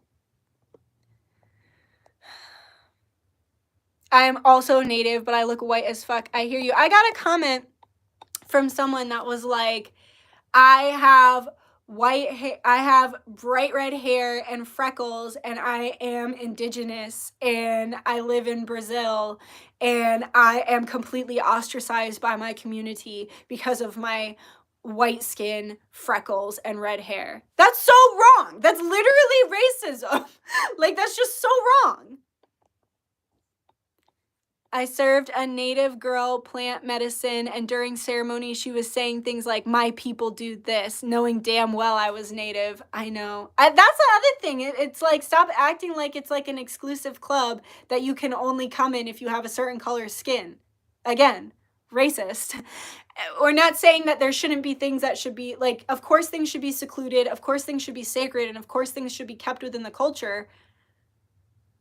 But your culture has nothing to do with your skin color. True, us white passing folks had to make our own space for each other to feel supportive. Exactly. To feel supported. Exactly. All right, I'm going to pee. Then we're going to talk about the spell because I've been talking for almost 2 hours now, just venting. But all right, let me pee. Hun, can you say what antibiotic they gave you dealing with issues?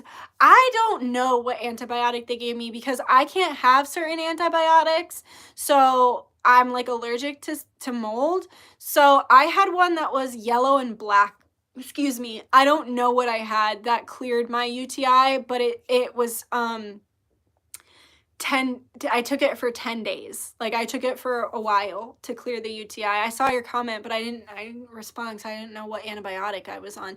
But that goes back to what I was saying about the beginning and informed consent. Like, you shouldn't have to be doing the digging for your own medication. Like, your doctor should have a good solution for you, you know? Like, they go to how much school, they get paid how much, and they can't even give you a good solution for your problem? Like I said, all the systems are broken. There's not a single system that's running smoothly. I just don't believe it.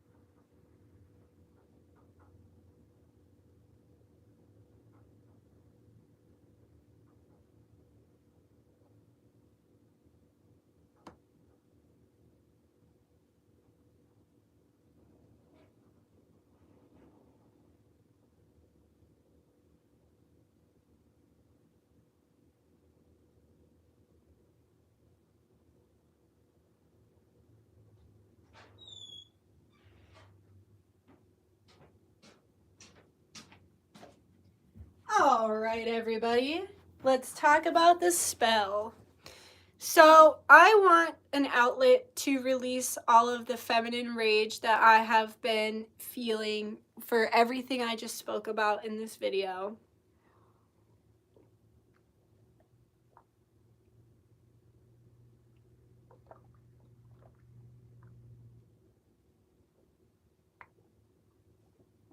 Sorry, I had to chug. Okay, so I want to do a fire ceremony to really release that rage and release the anger and call upon my spirits to help me with that. And so the more I think about my life, the more I think about all the, like, my deep-seated hatred of men comes from all the men who have done evil things to me in my life. And maybe those men weren't evil themselves, but they did evil things to me. And maybe they've learned their lessons, and maybe they've changed now, or maybe they haven't. But either way, men have destroyed me throughout my life in all different ways. And I was doing the Ouija board with Sam the other day, and I recently started working with and connecting to Maria Padilla, the Pombagira. And she was a queen. There's not a lot out there on her because it's like sacred information. But she was a queen, and she was a prostitute. They call her a gutter prostitute. That's not me calling her that. That's what the world calls her. They called her a gutter prostitute that literally came from the gutters and worked her way up to royalty. And she married a king. I'm channeling so hard, by the way, guys. I'm sweating so much. Like, everything that came out of me, yes, it was my personal experiences and my opinions, but I was channeling it too, like, in a way that was more probably conducive to then how scattered it is in my brain. But so she ended up marrying a king, and that king was consistently, hi Lizzie. Okay, here's when you're not getting notified for the lives, I want you guys to click the unsubscribe button and then click subscribe again and then click the notification bell again, because YouTube. Anyway, Maria Padilla, the Pombagira, she was what they called a gutter prostitute that worked her way up to becoming a queen and marrying a very unfaithful king.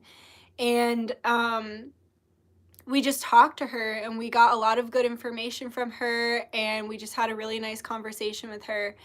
And I was like, what is it that you want us to know? I'm getting covered in chills right now. I don't know if you can see them. Yeah, you see all my hair standing on end. She said, I want you to know that the money didn't stop the rape. And we were like, what? And she was like, money didn't stop the rape. And so every time her husband would leave her and go be unfaithful to be sexually with other women, she'd be left alone in the castle with all these other men calling. And these men would rape her while she was there and vulnerable, and the king was gone. And then the king would come home and blame her and beat her and rape her for being beaten and raped by other men. And I feel that so deeply in my gut. Like, I just felt that so deeply in my solar plexus.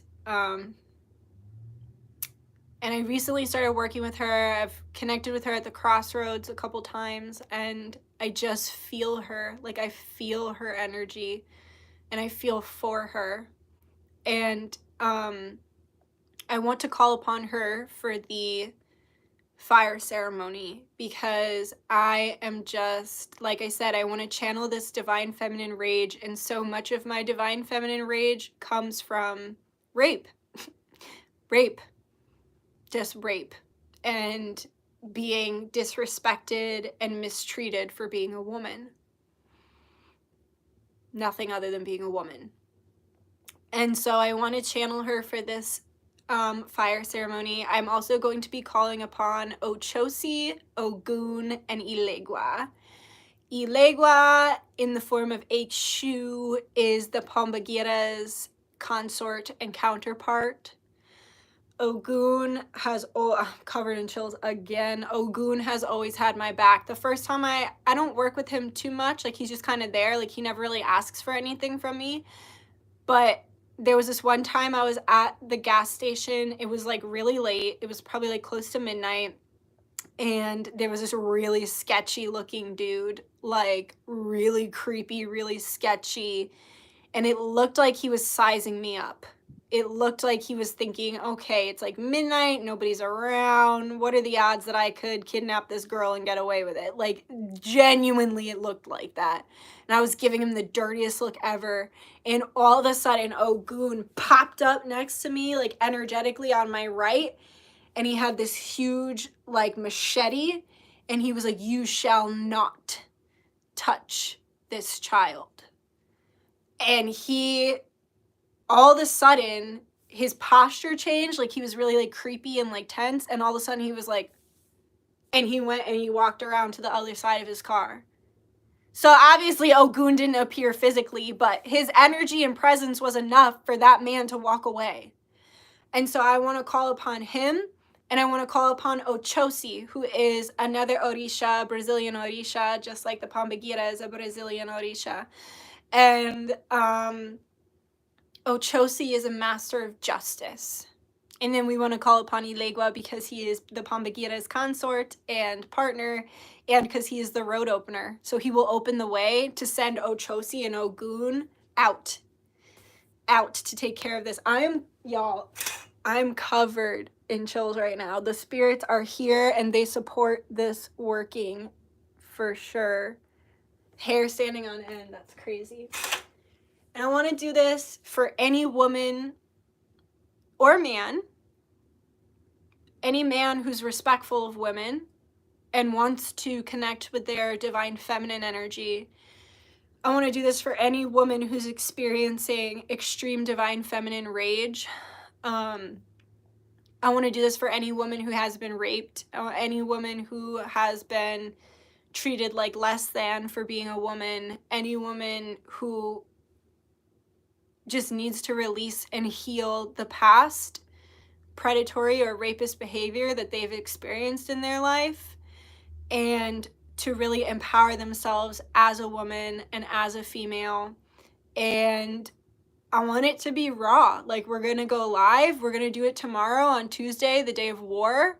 We're going live, and we're gonna work with Mars, and we're gonna hash it out, and we're gonna have our fire ceremony, and we're gonna say our prayers, and we're gonna call upon the spirits, and we're gonna send them out for justice. And ultimately, we're going to take all of our pain and suffering and we're going to leave it in the fire. And I know it's not going to fix everything. It's not going to heal everything. But I think there's something to be said about ceremony. And I know it's going to help me feel better.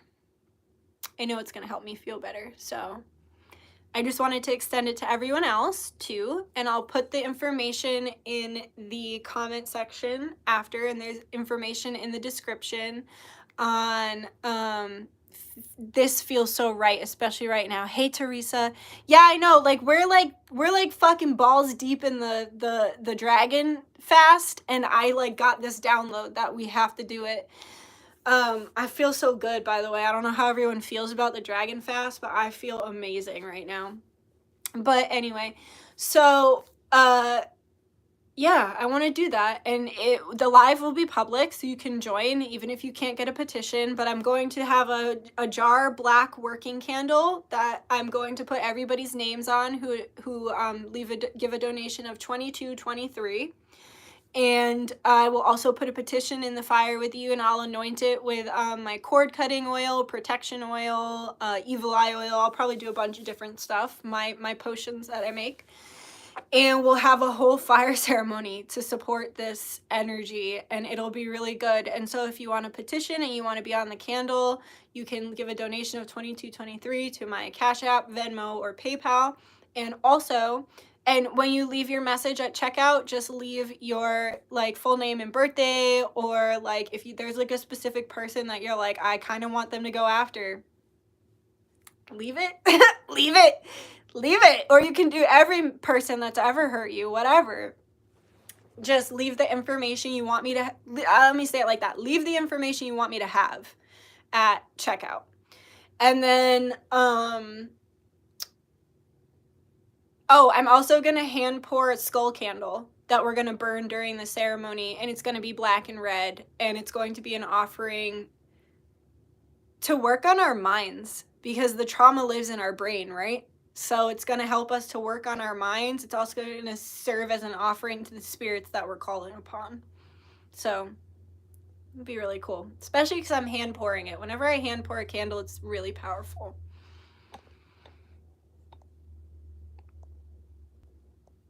I am so fucking excited right now. I hope I can always connect with you. You're a kindred spirit. Thank you. I'll be here. Can you guys tell me what the Dragon Fast is? I haven't been able to watch any videos lately. I've been so busy. What video do I have to watch to learn about the Dragon Fast? That was a private video, so it makes sense why you don't know, but I had put it up. You can still join. It's up on my website. I have a whole description of it, but basically I'll just tell you what we're doing, so without telling you too many details. So basically we are all from July 1st to July 11th, and you can join at any time. We're fasting from certain things in our life, so I won't tell you what I'm doing. So like I said, that's a private video, but I'm having a very strict diet, and this diet is I'm buzzing, man. I'm like even more of a portal because of the diet I'm having right now.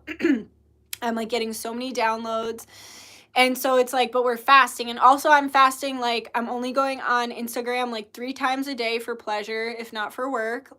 And there's a lot of, some people are fasting from porn. Some people are fasting from alcohol. Like, you don't have to do something crazy, but basically we are giving up something as an offering to our dragons so that we can be a more clear channel to download hidden knowledge and information from them. And also the sacrifice we're making is in order to show our devotion to our dragons so that we can be trusted with said information that they will bestow upon us, said knowledge and said gifts. And then at the end of the fast, we're going to do a check-in live about halfway through the fast. And then at the end, we're doing a private dragon spell where I am going to be dancing with all my crystals, and also putting tea lights for everybody. So you can join on my website. You can still sign up, and then you can have the little private video about my version of the fast if you want it. Or join us without now that you know we're fasting, go ahead and give something up. If you can't afford to join the spell or you don't want to, give something up and fast with us. It has the power of group mentality right now because we're all working on each other's, and we're working through each other's energy. Thank you, Lizzie. Wait, did I say July? I meant January. Did I say July? Oops. What? I don't know what I said. January. From January 1st to January 11th. Sorry. The Dragon Fast is Nikki, you came at just the right time and moment. I feel like this was meant for me. Good. I'm happy. The Dragon Fast is energizing me. I have truly been practicing self-control and healthy discipline. Same! Dragons are good at that. Dragons are good at helping with that. I've just been really listening to my body. Me too.